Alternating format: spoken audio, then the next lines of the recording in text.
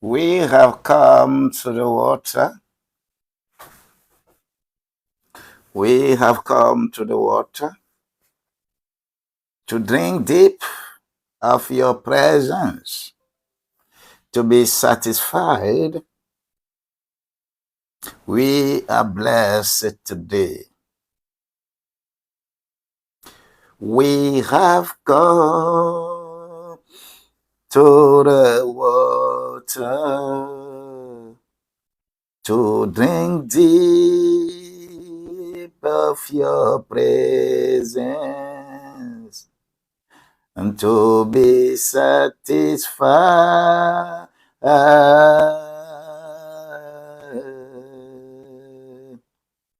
We were blessed today. I am blessed today. You were blessed today. I am blessed today. We have come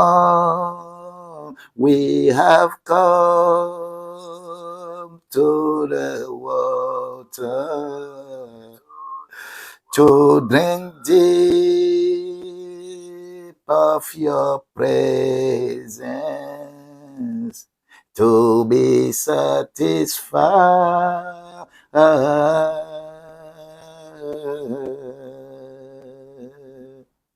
We were blessed today. I am blessed today. You were blessed today.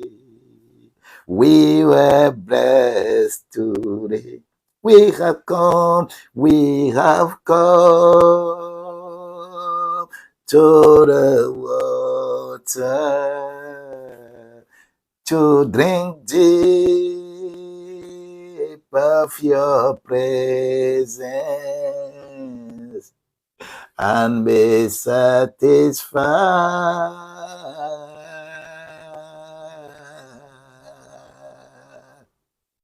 I am blessed today.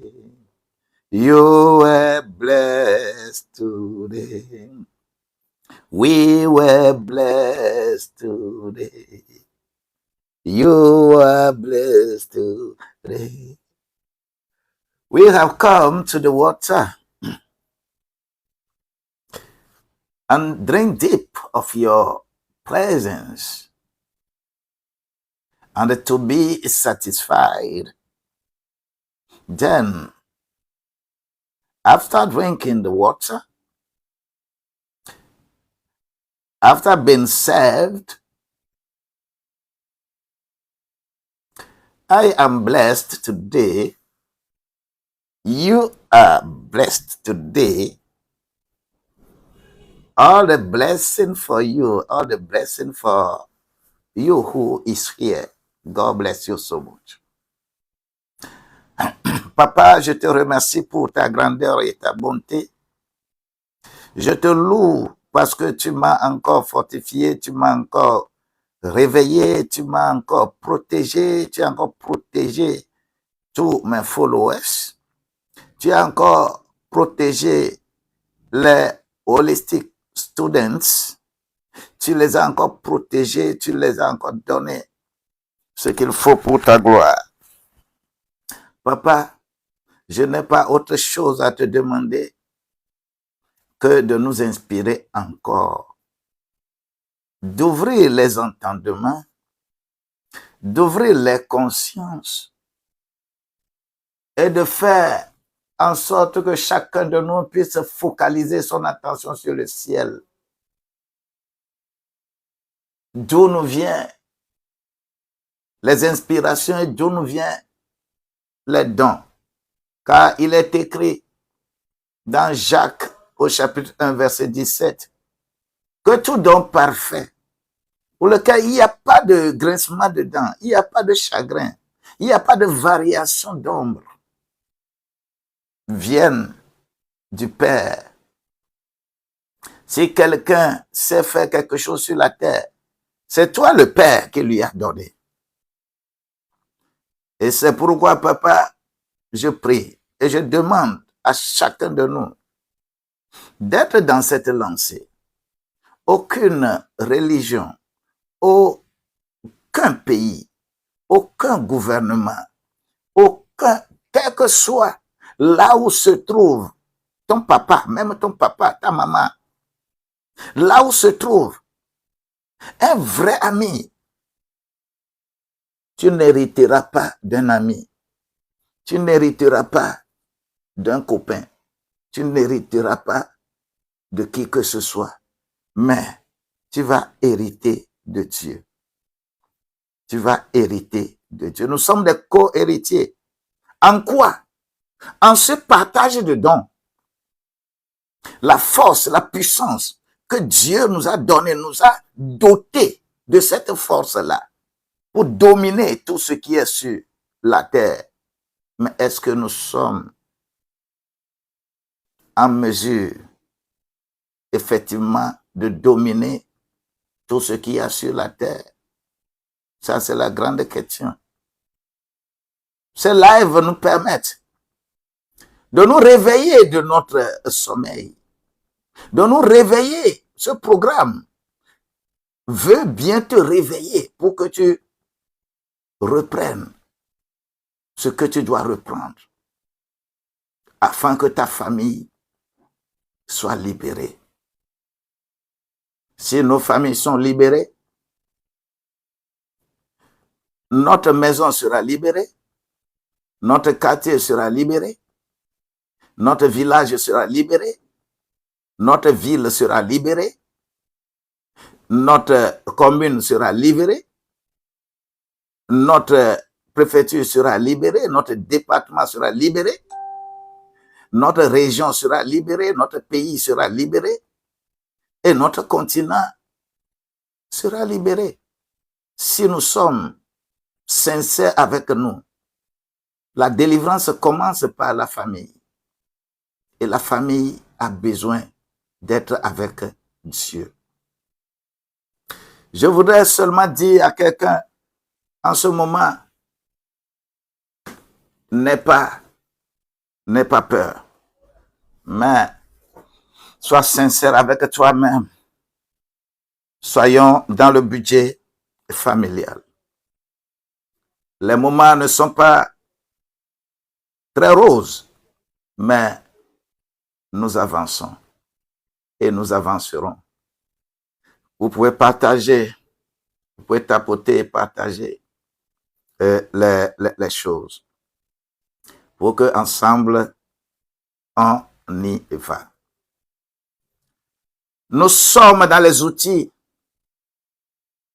budgétaires. Le budget familial. Oh, alléluia.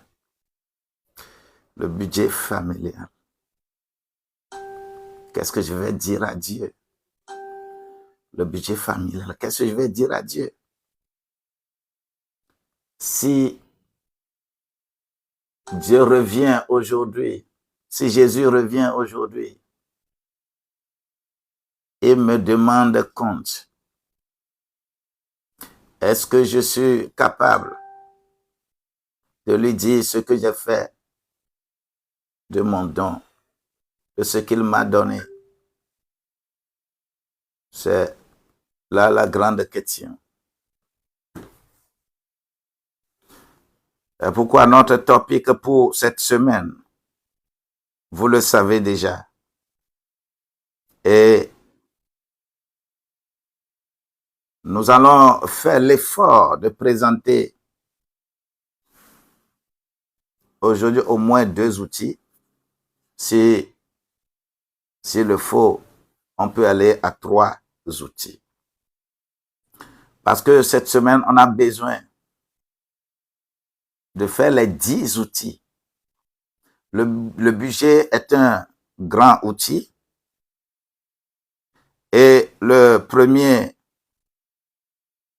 point de cet outil, lorsque vous allez vers un mécanicien, quand il dit de prendre l'outil un outil là. On va vers la caisse et on prend l'outil. Chaque métier a des outils. C'est à nous d'être conscients avec l'outil que nous voulons utiliser.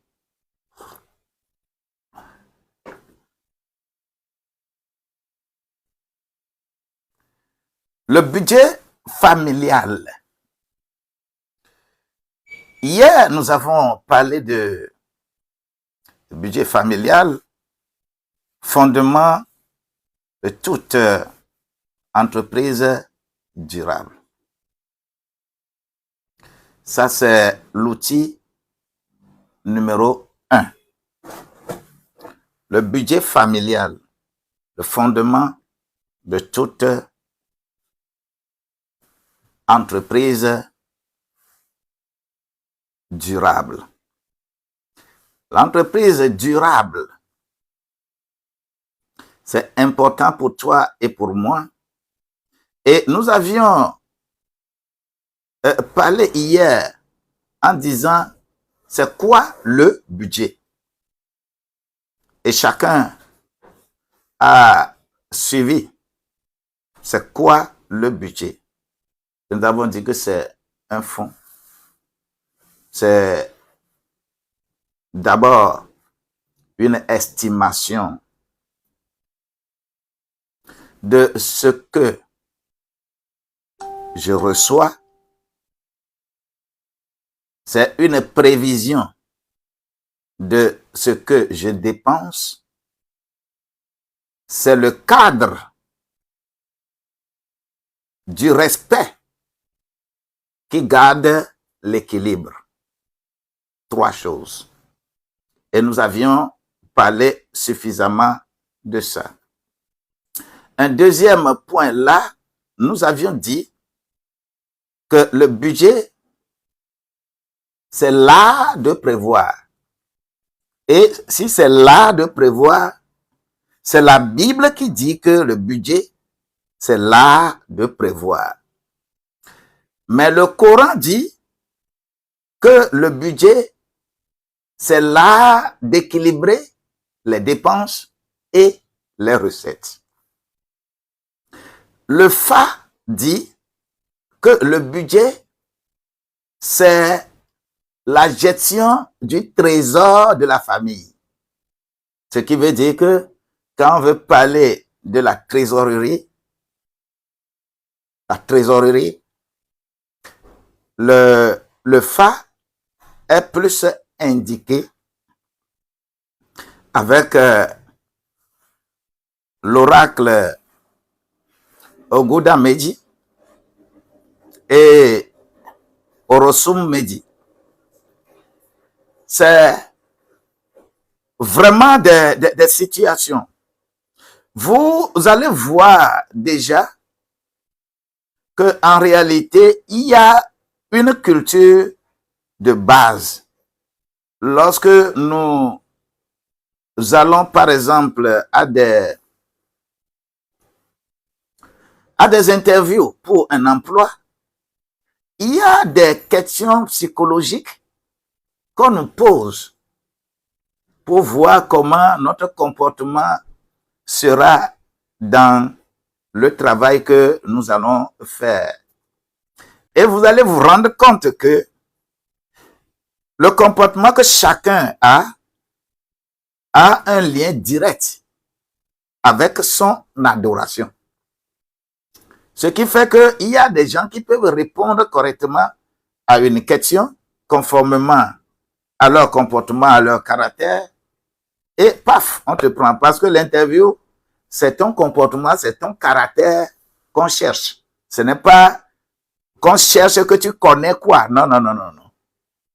C'est les 3 volets de la compétence. Le savoir, le savoir-faire et le savoir-être. Et le savoir-être, c'est ça qu'on détermine beaucoup plus à l'interview. Donc, il faut être dans la dynamique de Dieu pour comprendre certaines choses. Alors, nous avions défini le budget comme ça. Et nous avions dit que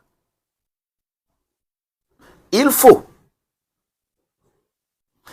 que vous visitiez ce que j'ai envoyé dans le groupe, vous téléchargez, vous allez voir 7 points de prière pour chaque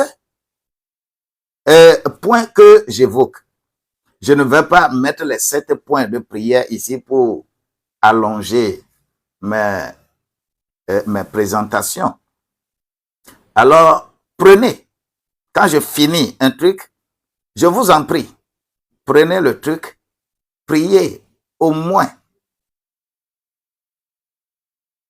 pour chaque point, gaspillez au moins 1 minute. S'il faut même gaspiller 2 minutes pour chaque point. Et quand les 7, tu peux faire prière de 14 minutes. Si tu gaspilles 3 minutes pour chaque point, il faut que tu pries 21 minutes après les présentations. Mon Dieu va t'inspirer davantage.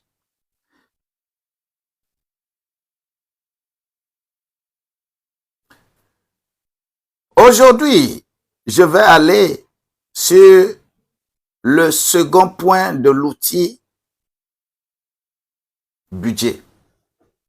Le second point, c'est le rôle du couple dans la discipline budgétaire. Vous êtes ensemble, l'homme et la femme. Je parle aux familles ici. Vous êtes ensemble. Vous allez constater que c'est l'argent qui amène plus de division dans un couple. Quand il y a l'argent, on n'arrive pas à voir les défauts de l'autre. Quand il n'y a pas l'argent, les défauts sont apparents. Cela veut dire que l'amour de la famille, merci beaucoup, bien-aimé, avec Fleur, merci beaucoup. Là, on dit que quand l'un garde et que l'autre dépense, que reste-t-il? C'est la question que je me pose pour ce pilier 2, pour cet outil 2. Le rôle du couple dans la discipline budgétaire. Je pose la question de savoir, quand l'un garde et que l'autre dépense, que reste-t-il? Chacun n'a qu'à se poser cette question. Dans un couple, il doit y avoir partage de fonctions, de tâches. Ce qui fait que le premier élément que je vais faire sortir de cet outil, il s'agit de 2 cœurs, mais un portefeuille.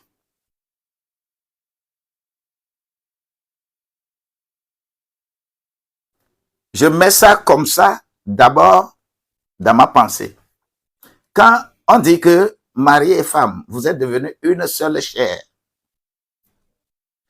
on n'a pas dit vous êtes devenus un seul corps. Vous êtes devenus une seule chair. Et là, c'est une affaire de cœur, de partage des bonheurs et des chagrins. Chaque foyer, dans chaque foyer, il y a 2 mondes qui se rencontrent. Vous savez lesquels 2 mondes qui se rencontrent dans un foyer? 2 éducations, 2 visions de l'argent, 2 tempéraments. Et souvent, le conflit budgétaire commence là. Que tu sautes aller au ciel et revenir, Pour un foyer, c'est 2 cœurs, mais un portefeuille. Faisons attention. 2 cœurs parce que c'est 2 mondes qui viennent se rencontrer. C'est 2 éducations. La femme a eu éducation de sa maison. L'homme a eu l'éducation de sa maison. C'est 2 visions de l'argent. La femme, comment on l'a éduquée dans sa maison avec de l'argent, c'est différent de comment elle a éduqué l'homme avec de l'argent. C'est 2 tempéraments qui se rencontrent. Et souvent, les conflits-là viennent à partir de là. L'un veut économiser, mais l'autre veut dépenser. L'un gâte, l'autre répare. L'un voit loin, l'autre voit court. C'est le véritable symbole du couple. Hein? Parce que dans un couple, c'est les 2. Souvent, l'homme regarde très loin, la femme regarde proche. C'est comme ça Dieu lui-même a fait. Alors, l'autre veut gâter un peu. L'autre vit dans l'instant. C'est-à-dire, il y a quelqu'un qui est là, bon, comment tu vas faire? On va voir. Et cela devient un problème. C'est 2 cœurs, un portefeuille. C'est justement cette complémentarité que nous devons savoir que lorsque l'un est faible, l'autre est fort, c'est pour compléter. Ce n'est pas pour accuser, ce n'est pas pour faire quoi que ce soit. Oui, mais une condition doit être posée. Que les 2 jouent le même match. Soyez dans le même match. Il ne faudrait pas que quelqu'un soit en train de jouer au volleyball, mais l'autre est en train de jouer au basketball. C'est ça les mentalités. Tout ça là, c'est sur un terrain. On joue au volleyball sur un terrain. On joue football sur un terrain. On joue basketball sur un terrain. On joue tennis sur un terrain. Ainsi de suite. Mais il faut que vous 2 vous définissiez le jeu que vous voulez jouer. C'est pour cela que il y a cette affaire de complémentarité. Ce qui fait que 2 cœurs, mais un seul portefeuille. Deuxième point que je vais développer là, il s'agit de ce que la Bible dit. Qu'est-ce que la Bible dit à ce sujet? La Bible dit que dans Proverbe 3, verset 1, il est dit là-bas à la femme, on parle de la femme vertueuse. Elle veille sur ce qui se passe dans sa maison. La femme veille sur ce qui se passe dans sa maison. Et elle ne mange pas le pain de la paresse. C'est ça la femme vertueuse. Son mari se lève et la loue. Je voudrais d'abord poser la question de savoir combien vous la femme, est-ce que ton mari se lève et te loue? Est-ce que ton mari se lève et te loue? C'est une question que je pose. C'est important. C'est ce que la Bible dit. C'est un tableau puissant. Le foyer là, c'est un tableau très puissant. La femme gère. Hein? Elle organise la maison. Elle prévoit. Mais le mari n'est pas inspecteur. Dans tout ça là, Nous avons toujours dit que l'homme, c'est le leader, la femme, c'est le manager. L'homme n'est pas inspecteur, l'homme est instructeur. L'homme soutient, l'homme valorise. Ensemble, ils forment une équipe de gestion. Vous voyez, deux cœurs, un portefeuille. Laisse la femme organiser. L'homme, tu soutiens, tu valorises, tu viens au secours après avoir donné des instructions. C'est le soleil et la lune. Le soleil ne sort pas avec des enfants. C'est la lune qui sort avec des enfants. Soit regardant dans ça. Le quotidien ne se gère pas par l'homme. C'est la femme qui gère le quotidien. Si Genèse 2, verset 24 dit que les deux sont devenus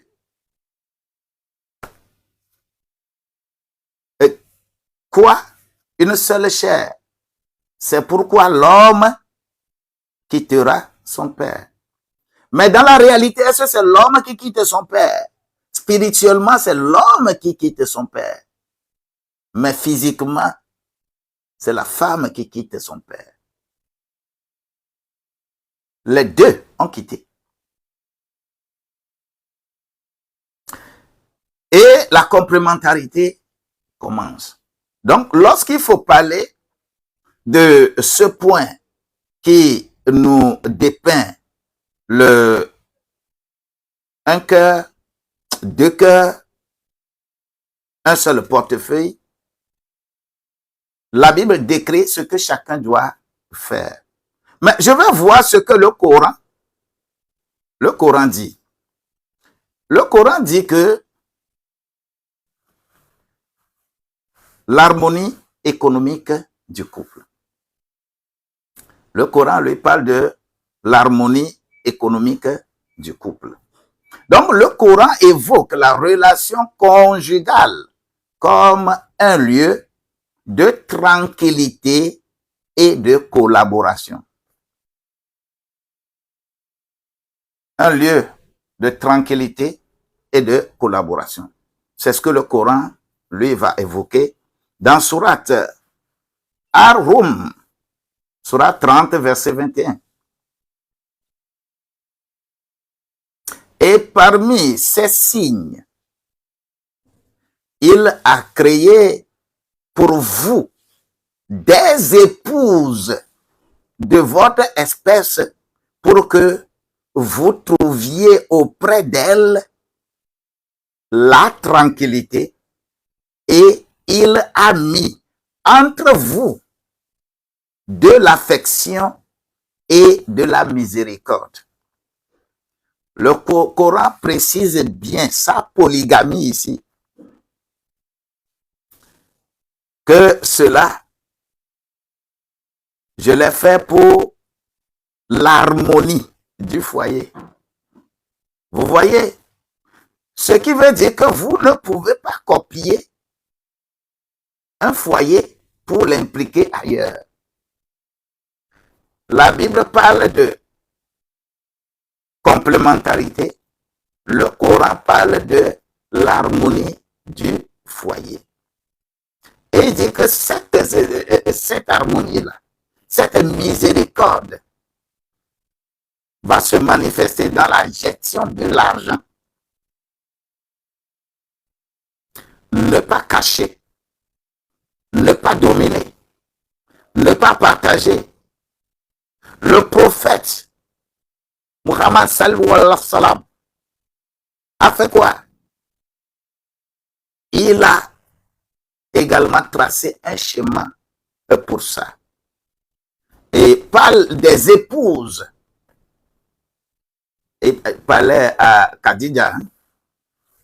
Khadija était une véritable femme d'affaires. Il faut qu'il y ait l'harmonie. C'est l'harmonie budgétaire. Le Coran prône. Toi, qu'est-ce que le fa prône dans cette harmonie-là? Qu'est-ce que le fa prône dans le fait que vous êtes deux cœurs, mais un seul portefeuille? Dans la tradition fa, la famille est un cercle sacré. La famille, c'est un cercle sacré. Comment la famille est un cercle sacré? L'homme est vu comme le pilier. C'est pas le fa. L'homme est vu comme le pilier, mais la femme est appelée la gardienne des greniers.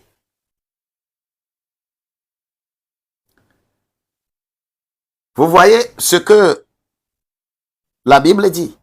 Vous voyez ce que le fa a dit. Quand on parle, on dit leader, manager. Ici, pratiquement la même chose. Le fa dit que l'homme est le pilier, mais la femme est la gardienne des greniers.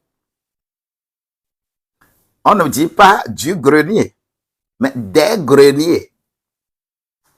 Ce que vous avez pour bien gérer, la femme doit être en mesure de bien gérer.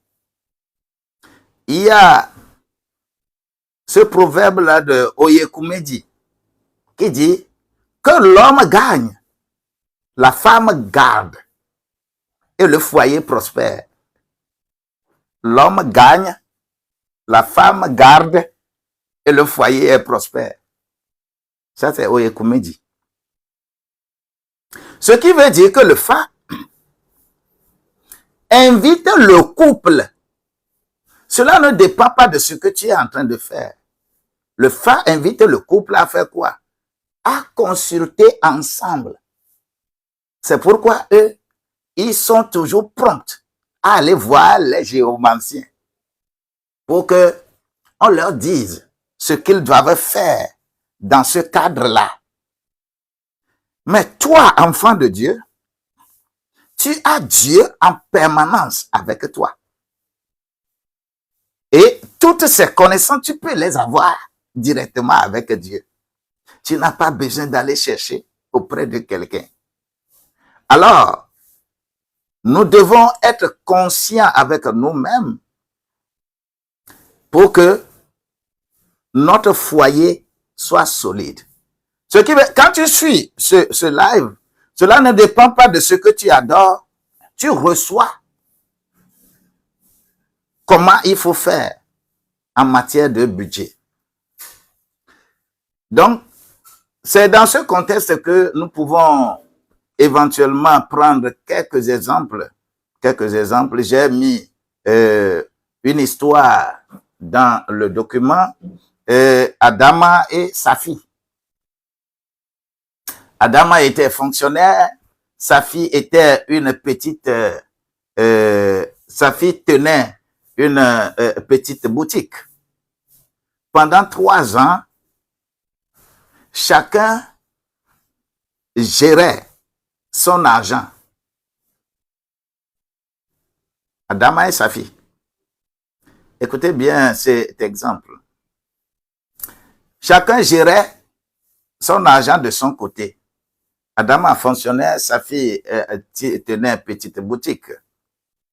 Ils ne se consultaient pas. Résultat, dette, tension, projet bloqué.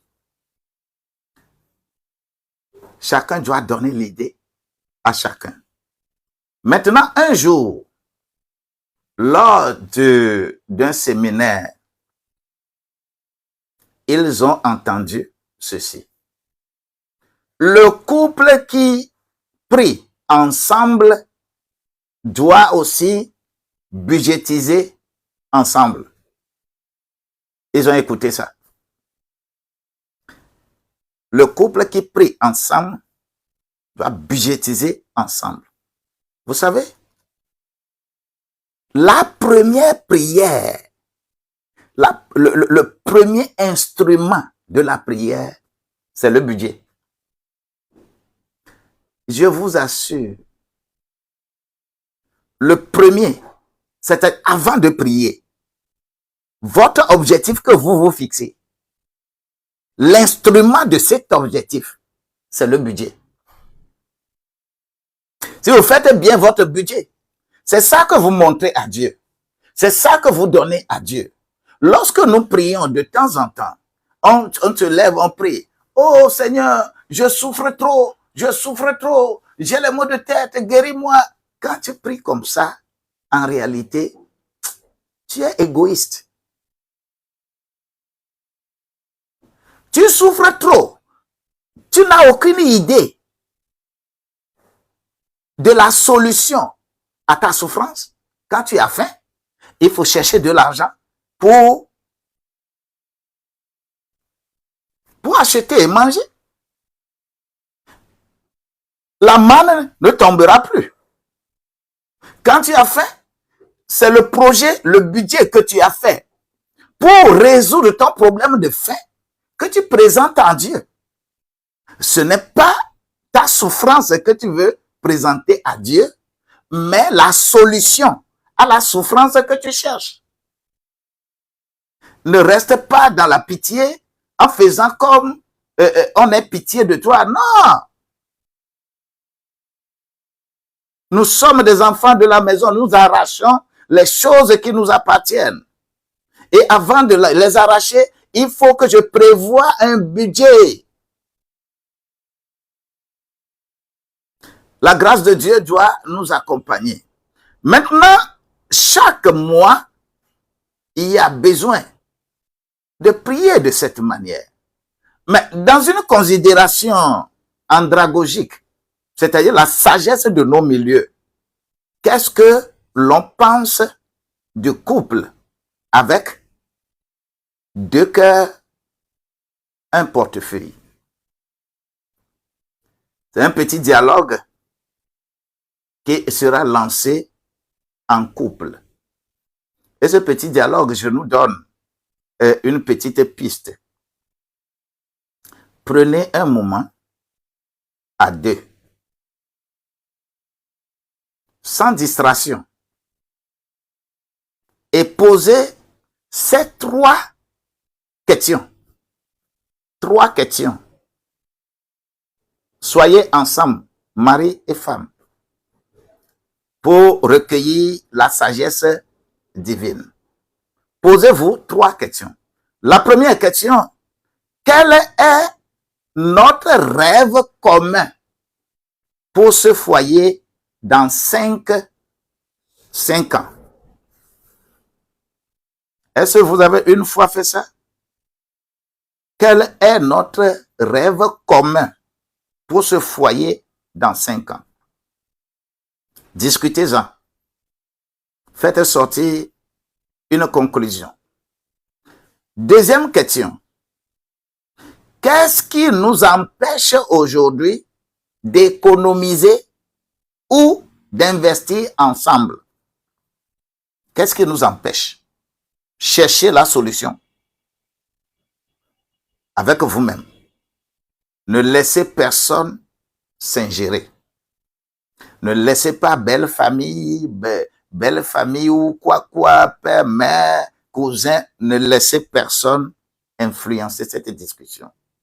Discutez entre vous correctement. Troisième question que vous vous posez dans cette tranquillité. Quel petit geste concret pouvons-nous poser dès ce mois pour avancer ensemble?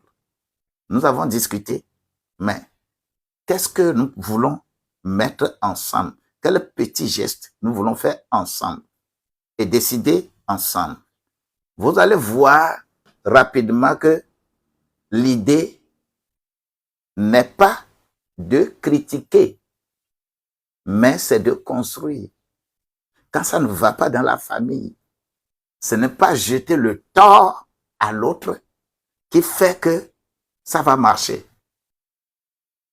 Assoyez, discutez.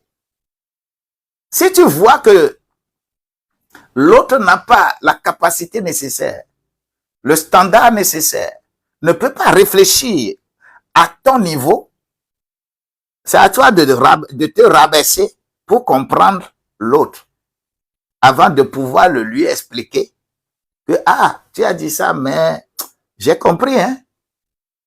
Mais si on fait comme ça, ce serait mieux. Personne n'est fainéant. Dans un couple, personne n'est fainéant. Tout le monde a quelque chose. Et si tu veux avilier ça, si tu veux rabaisser l'autre, c'est que tu crées des problèmes. Cherche plutôt des solutions. Ne crée pas des problèmes. Donc, conseil pratique pour les couples. J'ai mis quelques conseils ici pour les couples. Ayez un couple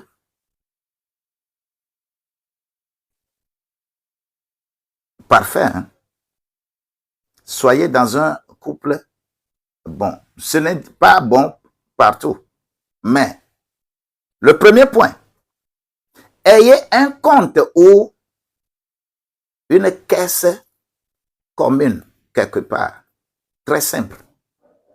Ce n'est pas que ce que chacun fait n'a qu'à venir verser là-bas. Non. Que chacun décide librement. Même si c'est 100 francs que toi tu décides de mettre dans ce compte-là, vous pouvez le faire. Ne faites pas l'erreur de mettre tout ce que vous gagnez là ensemble. C'est une erreur. C'est une erreur. Votre danger viendra de là-bas. Deuxième conseil, décidez ensemble des grandes dépenses mensuelles. Les grandes dépenses mensuelles, là, décidez ça ensemble. Que personne ne se lève pour aller faire grandes dépenses mensuelles sans que l'autre ne le sache. Les petits trucs, il n'y a pas de souci. Mais les grandes dépenses, il faut faire attention. Je sais de quoi je parle. Le troisième point de conseil que je voudrais donner ici, c'est instaurer une réunion familiale budgétaire qui ne doit pas dépasser 30 minutes chaque mois. Une réunion familiale budgétaire, que cette réunion-là ne dépasse pas 30 minutes. Quand la fin du mois vient, il faut faire une réunion familiale budgétaire. Éclairer chacun de nous. Si vous êtes un couple soudé, vous pouvez le faire. Et que cela ne dépasse pas 30 minutes. Quand ça dépasse 30 minutes, vous n'avez plus d'inspiration. Le point suivant, célébrer les petits progrès. Les progrès que chacun a fait, là, célébrer ce petit progrès. Ce mois, on a respecté le budget. Ce mois-là, on a respecté le budget. Ah, après la réunion, vous vous êtes rendu compte que, ah, vraiment, nous avons respecté les consignes. Ah, nous avons respecté le budget. Et célébrer ça. Chercher une petite fanta et puis célébrer que, oh, nous avons respecté. Et s'il le faut, même des enfants, il faut les impliquer à des niveaux donnés. Le dernier conseil que j'ai prévu ici, il faut laisser à chacun une petite liberté de dépenses personnelles. Une petite liberté de dépenses personnelles. Il y a des dépenses que femme ne va pas nécessairement dire à l'homme. Il y a des dépenses que l'homme ne va pas dire nécessairement à l'homme, à la femme. Mais que ça soit une petite liberté, pas de grosses dépenses. Et la grâce de Dieu va permettre à la femme d'avancer bien, à tout le monde d'avancer bien que deux cœurs, un seul portefeuille. Donc, pour ce point-là, je vais conclure ceci. Un couple uni sur l'argent est un couple qui est plus fort sur tous les plans. Si le couple est uni en matière d'argent, vous avez tout dominé. Le diable ne frappera jamais. C'est pourquoi, pour mettre discorde entre le couple, le diable frappe là où il y a l'argent. Le diable vient gâter quelque chose.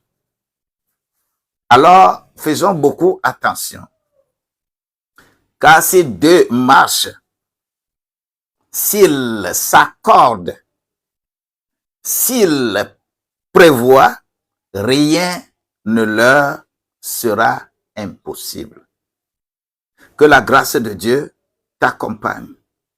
Sur ce point, lorsque tu vas trouver les 7 prières, les 7 points de prière là-bas.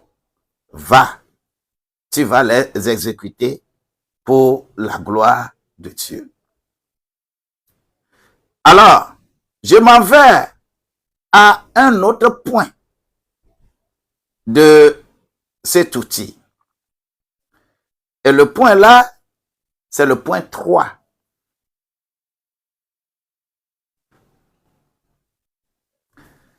Le point 3,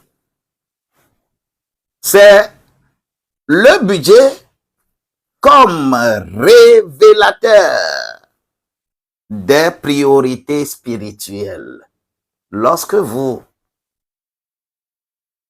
êtes sincère avec cette affaire de budget,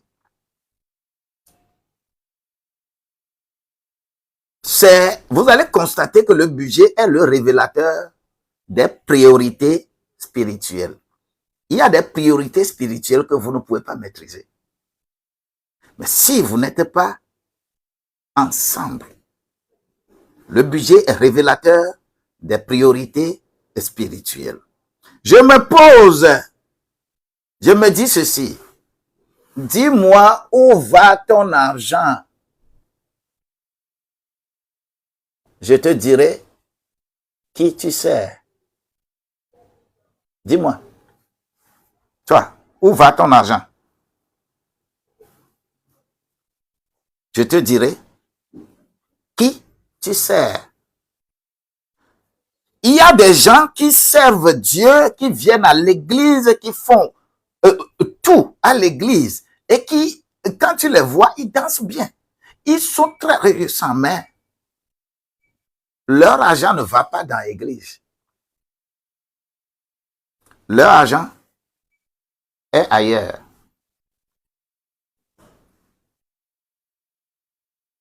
C'est ce que Dieu veut nous dire. Dis-moi, où va ton argent? Je te dirai qui tu sers. Le budget est un miroir de tes valeurs. Le budget. Quand tu déposes le budget, c'est comme tu as déposé un miroir et que tu te mires dedans. Le budget est un miroir de tes valeurs. Si tu es intègre, si tu as la bonté, si tu as l'amour, si tu as la paix, ça se chiffre dans le budget. Beaucoup parlent de la foi. Beaucoup parlent de la foi, beaucoup parlent de spiritualité, beaucoup parlent de principes. Mais le principe qui est ici, c'est portefeuille. Le portefeuille parle autrement. Tu parles avec ta bouche, tu agis avec ton corps. Mais ton portefeuille dit le contraire. Il faut faire attention. Le budget, c'est un miroir de tes valeurs. Tu veux savoir ce qui est prioritaire pour une personne? Tu veux savoir ce qui est prioritaire pour une personne? Regarde deux choses. Deux choses. La première chose, c'est son emploi du temps. Et la deuxième chose, c'est son budget. Si tu veux voir quelqu'un, une personne, ses priorités, même s'il ne te le dit pas, regarde son emploi du temps et regarde son budget. Fais attention, hein. Il y a par exemple des dimanches, quelqu'un qui est très zélé et vient à l'église, par exemple, ne peut pas privilégier famille, réunion de famille au culte.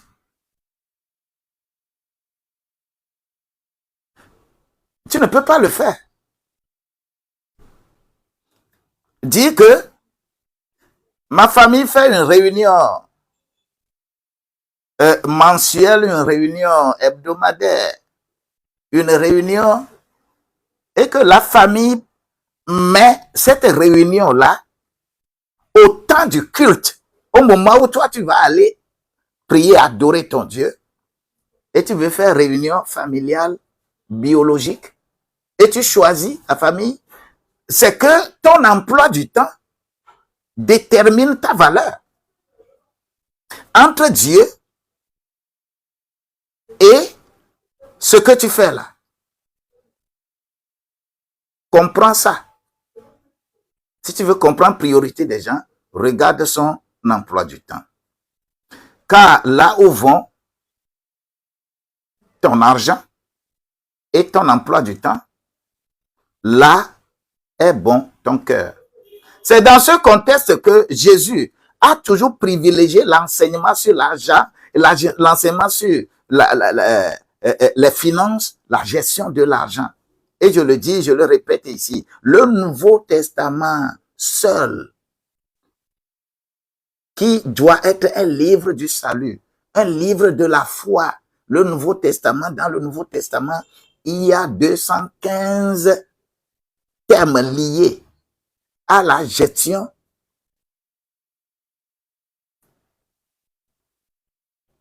de la foi. La foi. 215 termes liés à ça. Il y a 218 termes liés au salut. Mais pour la gestion de l'argent, il y a 2084 termes liés à la gestion de l'argent dans le Nouveau Testament. Sur les 38 paraboles de Jésus dans les 4 évangiles, il y a 16 paraboles qui parlent de la gestion de l'argent et de la gestion des finances. Qu'est-ce que Jésus cherche? Il cherche ton cœur. Là où ton cœur est, c'est là où Jésus est en train de traquer. Mais aujourd'hui, si tu dis la vérité à quelqu'un qui a de l'argent, quelqu'un qui est riche, quelqu'un qui a déjà de l'argent, si tu lui dis la vérité biblique, il te fuit. Alors, qu'est-ce que la Bible dit à ce sujet?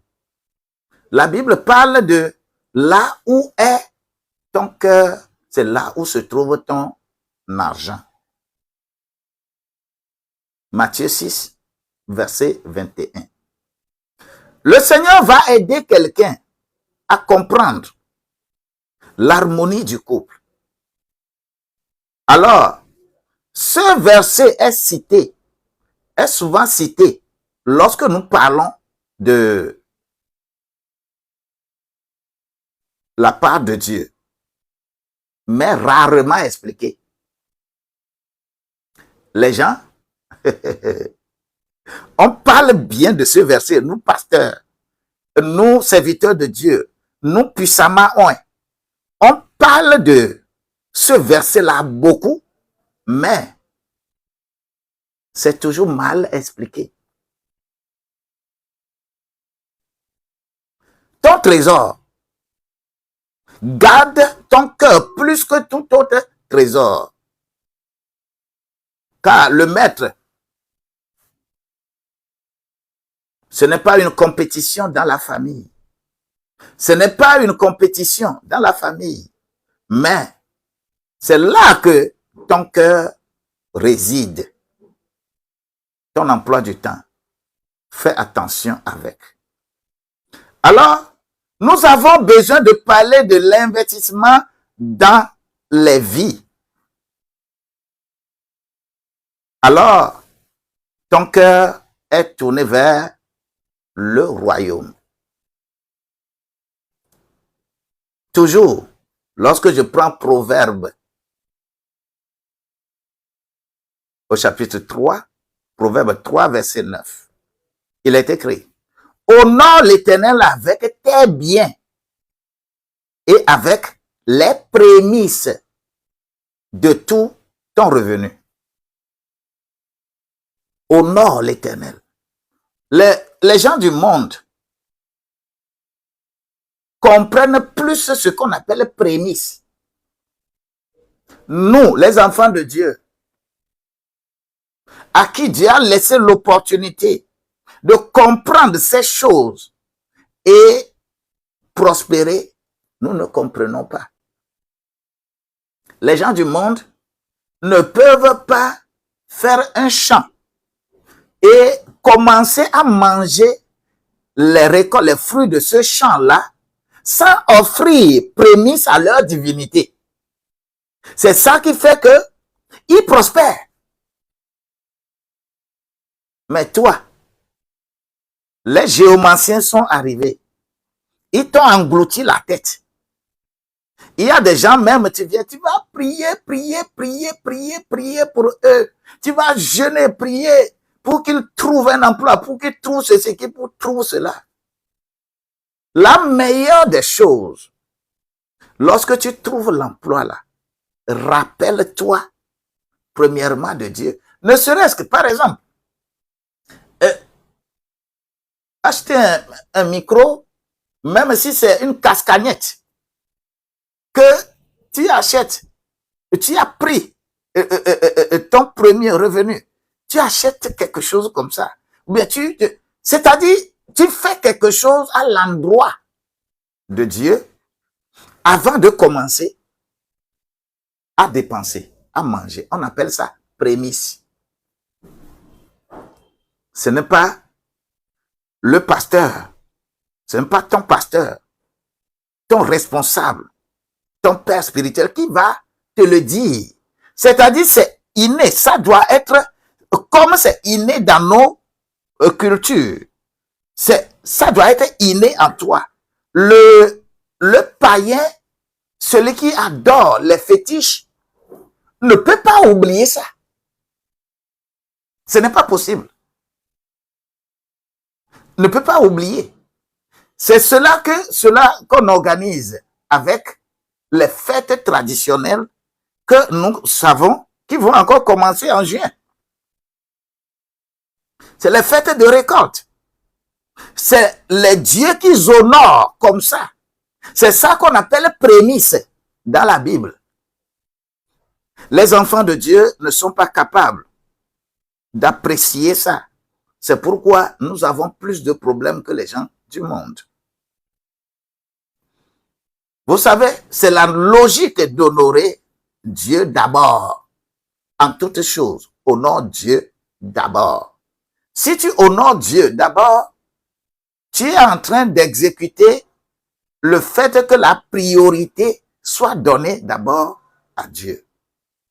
Dis-moi, où va ton argent? Je te dirai qui tu sers. Ça, c'est l'appréciation de la Bible. Lorsque je prends le Coran lui parle de l'équilibre dans la conscience de Dieu.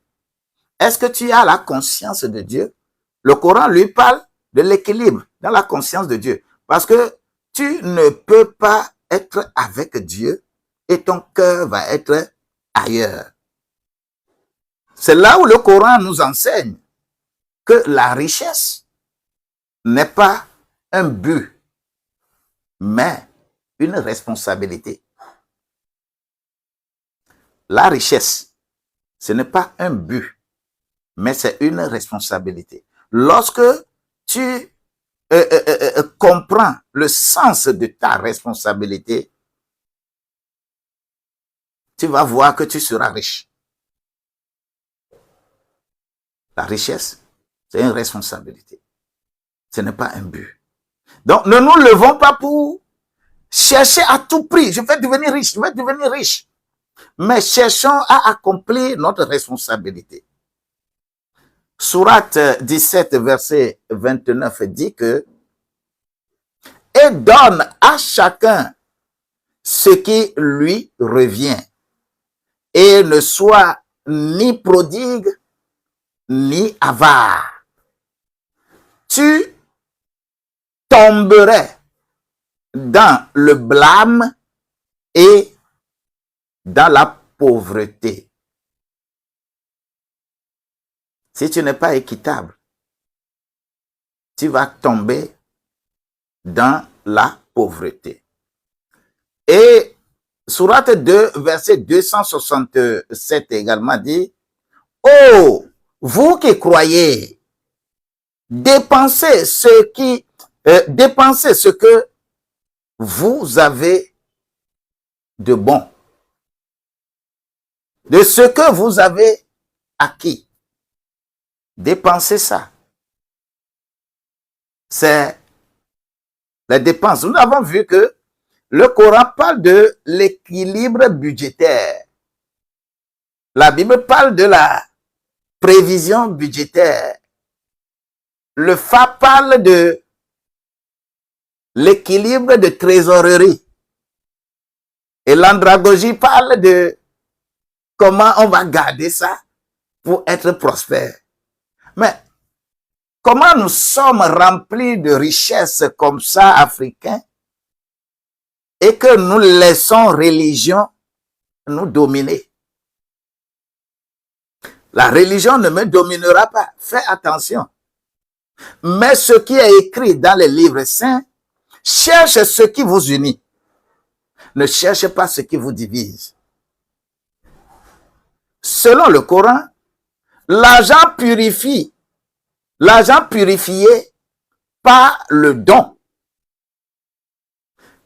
C'est-à-dire, quand tu prends l'argent et tu donnes à quelqu'un, c'est que tu es en train de purifier ton argent. Le partage, tu es en train de purifier ton argent. Et la gestion honnête devient une bénédiction pour toi. Il y a même un concept sacré qui dit que le zakat ou la zakat, je ne sais pas, le zakat, aumône obligatoire, c'est un concept. Le budget du croyant prévoit cela. Quand vous allez vers les musulmans, quand ils font un budget, ils prévoient la zakat. C'est une ligne non négociable. Mais aujourd'hui, nous, on négocie, par exemple, la dîme. On négocie tout. Faisons attention. Dis-moi, où va ton argent? Je te dirai qui tu sers. Et là où, celui que tu sers, c'est la personne là, c'est là, on va te bénir. Maintenant, qu'est-ce que le FA dit de cela? L'argent mal orienté, le FA dit que l'argent mal orienté attire la malchance. L'argent mal orienté attire la malchance.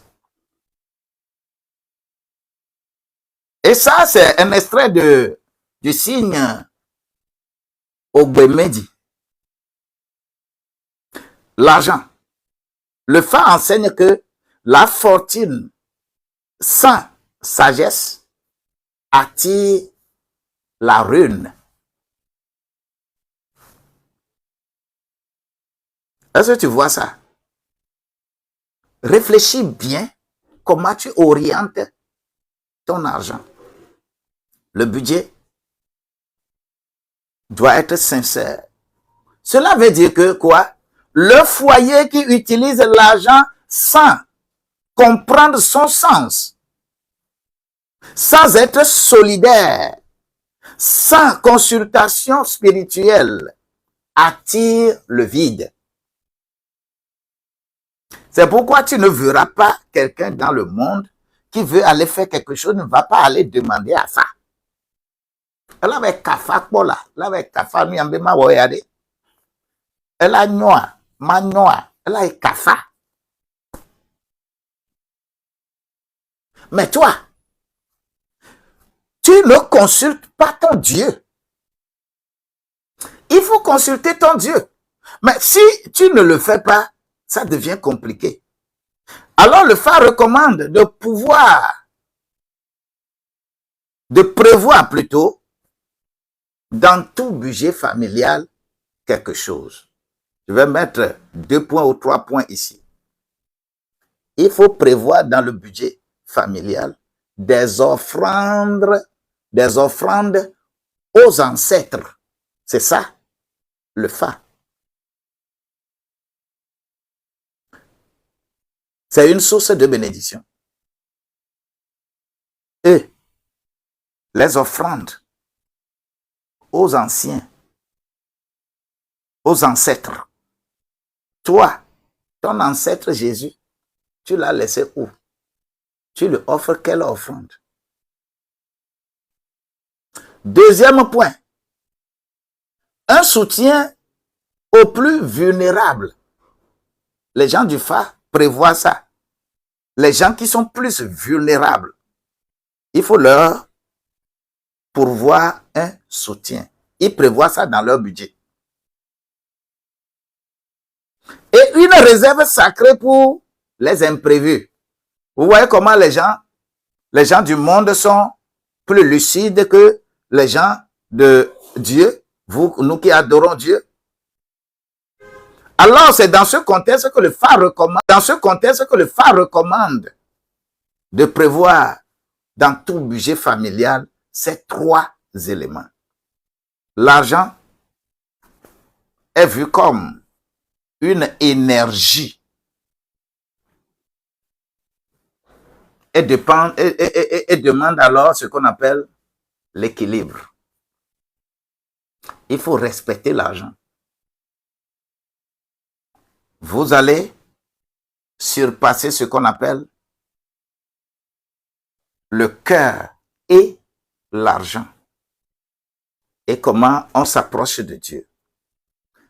Donc, il y a des cas que des gens peuvent amener, mais lorsque vous prenez ce que j'ai envoyé, vous allez trouver des cas pratiques là-dedans. Mais une conception andragogique fait parler de ton budget. Tu dois faire parler ton budget. OK? Tu dois faire parler ton budget. Comment? Prends ton budget mensuel, réel ou approximatif. Prends ça. Tu avais déjà fait. Hein? Prends ton budget. Classe chaque dépense dans ce budget-là. Tu verras que tu auras la survie. Premièrement, tu vas mettre des choses de survie, c'est-à-dire des logements, nourriture, soins, ainsi de suite. Tu mets plaisir, tu vas mettre luxe, tu vas mettre investissement, tu vas mettre spiritualité, c'est-à-dire les dons, les retraites et autres, comment tu vas agir. Tu verras ça. J'ai envoyé, il y a un tableau pour ça dans le document. Analyse les catégories de dépenses que tu as. Tu verras comment se trouve ton cœur par rapport au budget. Que la grâce de Dieu nous accompagne. J'ai envoyé un long truc, vous pouvez trouver dedans et faire l'exercice. Si il y a encore un peu de temps pour moi à montrer que c'est à 30, je finis. Mais je vais entamer le troisième outil, le quatrième outil. Le quatrième outil, il s'agit de quoi? Gérer les imprévus et les urgences sans paniquer. Avec le budget, on gère les imprévus, on gère les urgences sans paniquer. Vous savez, c'est quand on n'a rien que les vrais problèmes viennent dans la vie. Vous le savez, non? Alors, je me pose une question également ici dans ce concept imprévu et gestion des urgences. Je me pose cette question. Quand le toit fuit, est-ce que la paix fuit aussi? Quand le toit fuit, est-ce que la paix fuit? Qu'est-ce que je veux dire? Vous êtes par exemple dans votre maison, je parle du village par exemple, il y a eu une tempête qui a enlevé le toit de votre maison. Laisse-moi te dire que si une telle chose se produit et que la paix aussi vous fuit, cela veut dire que votre couple a des familles. C'est maintenant que vous devez renforcer votre cohésion. Le toit enlevé ne doit pas laisser la paix fuir. Et c'est une grâce que nous avons. L'usage, ou bien, lorsqu'on parle de l'urgence est révélateur de maturité financière. Lorsqu'on sait gérer les urgences, c'est un indicateur de maturité financière. Vous savez,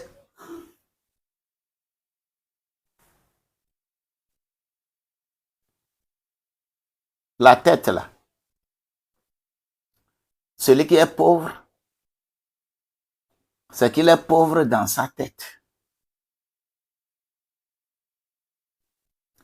La pauvreté est relative. Si tu penses que tu es pauvre, tu seras pauvre. Mais si tu penses que tu es riche, tu seras riche. Tu peux sauter, aller au ciel et revenir, c'est comme ça. La pauvreté est dans la tête. Si la pauvreté est dans la tête de quelqu'un, tu peux lui donner milliards aujourd'hui.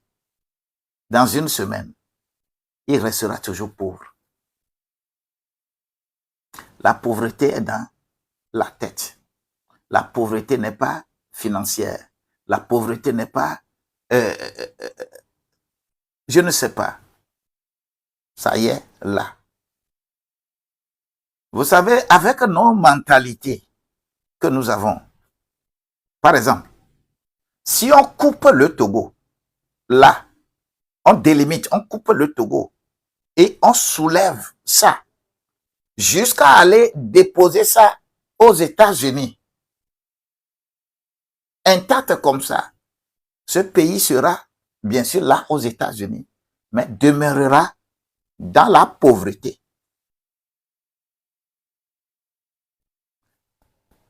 C'est ça ici. Nous ne savons pas comment définir les priorités.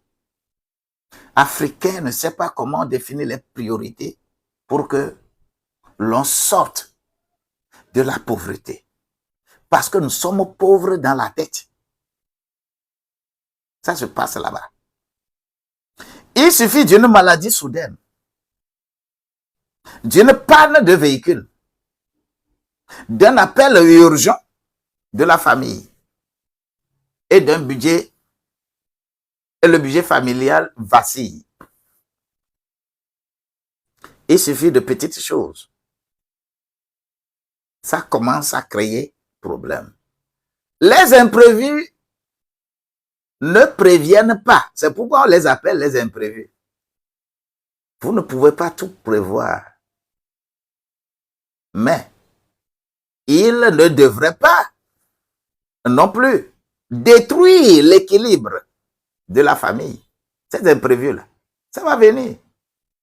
Il n'y a personne qui va dire que ça ne viendra pas. Ça va venir. Que tu dises oui ou non, ça va venir.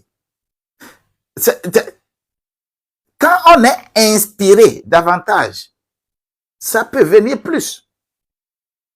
La vraie maturité financière ne se mesure pas au moment qu'on gagne. Non. Mais c'est au moment où on a la capacité de rester stable. Il y a des gens, hein, il suffit d'avoir un peu l'argent, ils ont la démangeaison. Il suffit d'avoir un peu de l'argent comme ça. Là. Ils ont la démangeaison. Tu ne les verras pas rester sur place. Quand l'argent vient, on est, on est plus, c'est comme on nous a mis une injection. Quand tu trouves l'argent et que tu deviens, ton comportement change comme ça là. Pose-toi des questions. Que l'argent ne te fasse pas exciter. Que l'argent ne t'excite pas. Mais lorsque tu es calme, lorsque l'argent vient, je suis persuadé que Dieu va mieux t'orienter à utiliser l'argent. Les urgences ne viendront pas te créer des problèmes. Qu'est-ce que la Bible dit? La sagesse est réservée pour les mauvais jours. C'est ce que la Bible dit. Si tu es sage là, la sagesse est réservée pour, ou bien la sagesse réserve de mauvais jours. C'est une réserve pour les mauvais jours, ta sagesse. Proverbe 21, verset 20 dit, il y a des précieux trésors et de l'huile dans la demeure du sage, mais l'homme insensé les engloutit. Tu es insensé, tu vas engloutir ça. Ce n'est pas une affaire religieuse, c'est une affaire comportementale. C'est une affaire de position entre toi et Dieu. C'est une affaire d'apaisement de ton cœur. C'est une affaire de stabilité financière. Vous allez voir des gens qui n'ont rien, mais ils sont plus stables financièrement que des gens qui ont des millions. Si tu es stable financièrement, c'est bon. La sagesse réserve est une réserve pour gérer les urgences. Autrement dit, le sage prévoit quoi? Il ne consomme pas tout. Il met de côté, car il saisit, ou bien il sait que la vie n'est pas toujours linéaire. C'est le sage. Tu trouves un peu, tu fais tu dépenses tout. Tu trouves un peu, tu dépenses tout. Et tu dis que tu es enfant de Dieu. Alors qu'on a tout ici. Tout est inspiré de Dieu. Joseph, ce n'est pas pour rien que Joseph a été utilisé correctement là-bas.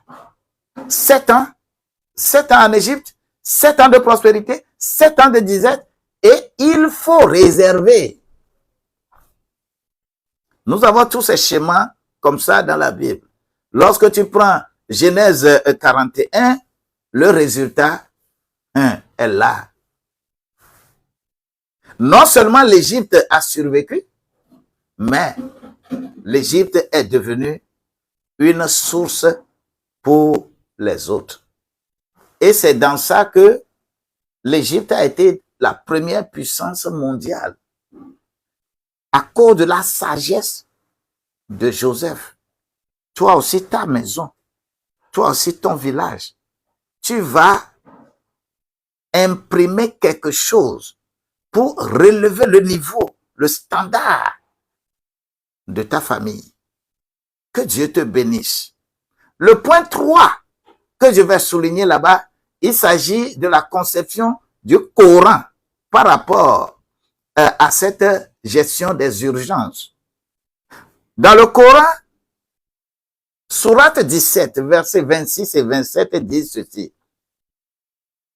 Et ne gaspille pas indûment, car les gaspilleurs sont les frères des diables.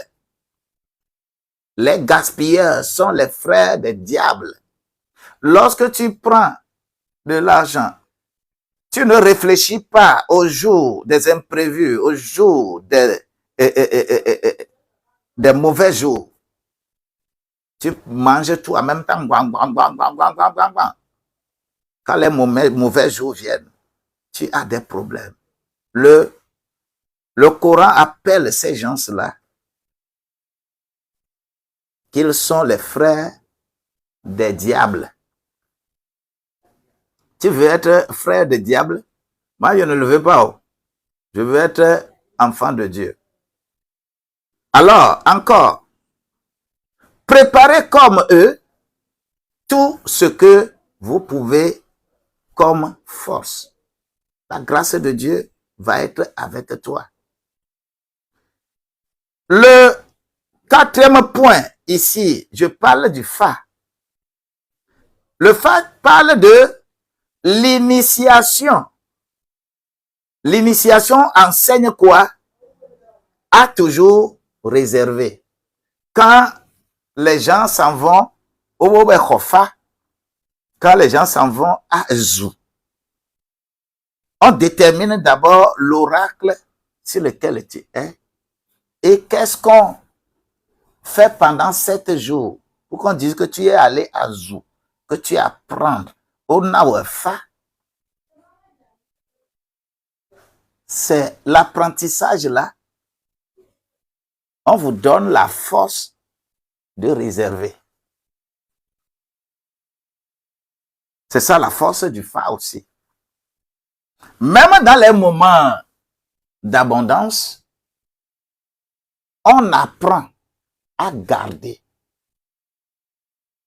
la main gauche pleine. Il faut garder la main gauche pleine. Parce que c'est la main droite qui fait comme ça, qui fait comme ça. Il doit puiser ici. Parce que la main gauche doit garder. Vous savez pourquoi lorsque vous allez au WC, il faut utiliser la main gauche pour te mettre à l'aise? Il faut faire attention. Quand la main droite fait quoi? Dans la tradition, là, la main droite est beaucoup plus dans le fait de donner, de donner. La main droite dépense. La main gauche garde. C'est le Fa qui dit ça à travers Odi Medi. Et il dit, celui qui ne prévoit pas le feu avant la pluie dormira dans l'obscurité. Celui qui ne prévoit pas le feu avant la pluie dormira dans l'obscurité. Ce n'est pas quand la pluie va commencer la nuit là. Ce n'est pas quand la pluie va commencer que tu vas traverser la pluie pour aller chercher la lumière ou aller chercher le feu. Alors que au village, lorsqu'il y a la pluie, nous, on met le feu et on est tout autour pour s'échauffer. Ce n'est pas quand il va commencer, la pluie va commencer que tu iras. Tu vois la sagesse de nos milieux, la sagesse de Fa. Fais attention. Les urgences, les imprévus ne doivent pas t'arracher de Dieu. C'est là où je vais parler de quelques témoignages, mais vous allez lire les témoignages lorsque vous serez avec votre truc. La conception andragogique de l'exercice, cela nous amène à faire également un exercice. Cet exercice-là, je te demande de faire. Faites cet exercice simple avec ton conjoint et seul, mari et femme. Lorsque vous êtes ensemble, faites-moi cet exercice. L'exercice est en 2 points. Note toutes les dépenses vitales de ton foyer par mois. Fais l'exercice là. L'homme est quelque part et tu notes toutes les dépenses vitales, c'est-à-dire le logement, la nourriture, la scolarité, les soins, le transport, le petit déjeuner, Reste là-bas et tu notes jusqu'à finir et que tu fais quoi? Tu descends la somme. Ça fait combien? Faites ça comme ça. Le deuxième point, multiplie A par 3, c'est-à-dire le total que tu as trouvé en descendant toutes les dépenses là. Il faut multiplier le total là par 3. C'est le montant minimum que tu dois viser comme coussin de sécurité. Est-ce que tu as compris ça? Tu prends une feuille, tu écris là-dessus. Ah, le logement, ça fait, mon logement, ça fait 10 000. Scolarité d'enfant, ça fait 30 000. Scolarité, les soins, j'ai les potions, les lotions, les laits que j'utilise pour faire entretien, j'achète Nivaquine pour les enfants, les soins en général, tu prévois quelque chose, tu écris. Et tu prends le transport, tu te déplaces, tu mets, tu écris. Tout ce qu'on appelle dépenses vitales. Quand tu écris tout, maintenant fais la somme. Le montant que tu trouves. Deuxième processus, multiplie ce montant-là par 3. Alors, il faut toujours avoir dans sa tête et dans son cœur que ça, c'est le montant de ma sécurité. Vous pouvez dépenser. Tu peux avoir l'argent, tu dépenses, mais faut jamais descendre en bas de ce montant-là que tu as déterminé. Que cela soit caché toujours dans un lieu sûr, disponible. Même à minuit, tu peux prendre. N'importe quand tu peux prendre. Tu serais en train de résoudre le problème de l'urgence et des imprévus. Sinon, des moments vont venir, des actions se passent et les gens se suicident. Et qu'est-ce que tu vas faire? Ensuite, tu vas planifier quoi? Tu vas planifier et ouvrir un compte. Tu vas planifier mettre cela chaque fois dans ce compte. Tu ne touches pas ces réserves. C'est quand il y aura un choc, que tu tournes, tu n'as plus rien, qu'on peut aller vers là-bas. Quand tu utilises cette stratégie, tu auras dominé ce qu'on appelle la gestion des urgences et la gestion des imprévus. Ce qui fait que je te donne un peu quelques astuces en quelques points. Ne gère jamais une urgence dans la panique. Respire, prie et consulte. Que quelque chose ne vienne pas. On dit que urgence, même on dit que ton père est mort, ta maman est morte. Faut jamais paniquer. Un enfant de Dieu ne panique pas. C'est quand on panique que il n'y a pas le Saint-Esprit là-bas. C'est quand on panique qu'on ne peut pas regarder tout droit comment on peut faire. C'est quand on panique qu'on peut jeter son argent par la fenêtre. C'est pourquoi il y avait des arnaqueurs aussi dans ce sens. Prends le téléphone, on t'appelle. Que non, c'est tout à l'heure que l'accident s'est produit. Nous sommes avec tant, et on a donné votre numéro, et que c'est comme ça. Donc, ne panique pas. Plusieurs ont paniqué. Ils ont envoyé des millions à des arnaqueurs. Il faut apprendre à ne pas paniquer lorsqu'un problème arrive. Le second point, il faut éviter d'utiliser l'argent d'autrui. Quand l'argent n'est pas pour toi, là, s'il te plaît, ne l'utilise pas. On peut déposer ça chez toi. Ne l'utilise pas. Ce n'est pas pour toi. Cela crée des dettes énormes, des dettes que vous ne pensez pas.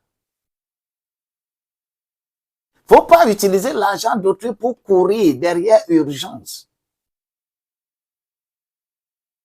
Il faut réfléchir par 1000 fois. Beaucoup ont également eu ces problèmes. Ils sont demeurés dans la dette jusqu'à mourir. Quand l'urgence vient, si l'argent ne t'appartient pas, mais l'argent d'autrui auprès de toi, il faut faire attention. La panique va te mettre dans des difficultés. Le troisième conseil, astuce que j'ai noté ici, apprends à dire non à certaines pressions sociales masquées en urgence.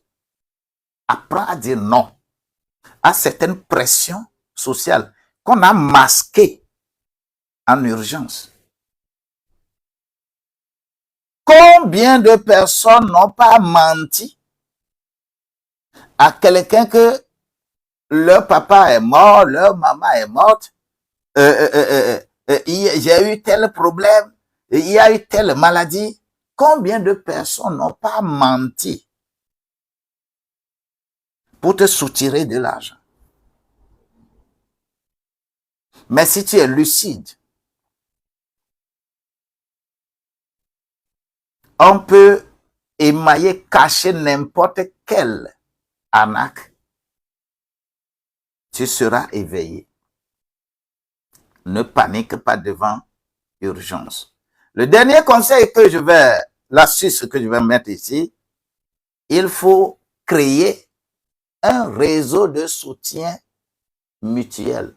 Si tu as une mutuelle quelque part pour prévoir, qui prévoit ces gens d'urgence, tu peux adhérer. Tu peux aider d'autres aussi. Tu peux.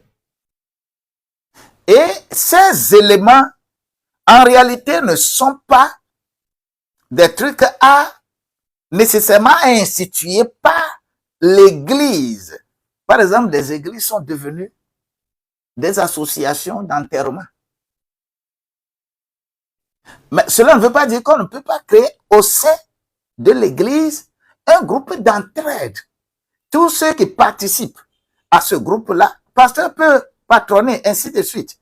Mais que l'Église organise ces groupes, l'Église même organise ces groupes et met ça dans ses activités, c'est mauvaise Église. La gestion de l'Église a tourné de face. L'Église est une entité spirituelle avant d'être sociale. L'Église n'est pas créée pour entraider les gens comme ça, mais l'Église est créée pour impacter spirituellement les gens qui peuvent s'organiser Des gens qui peuvent s'organiser pour résoudre les problèmes sociaux. C'est ça l'Église.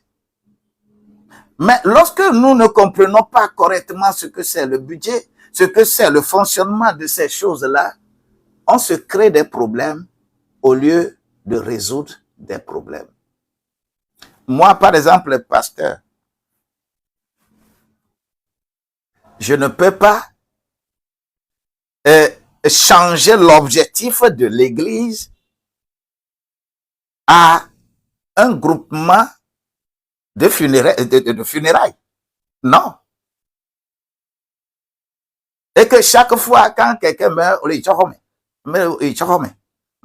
un pasteur? Non. Non.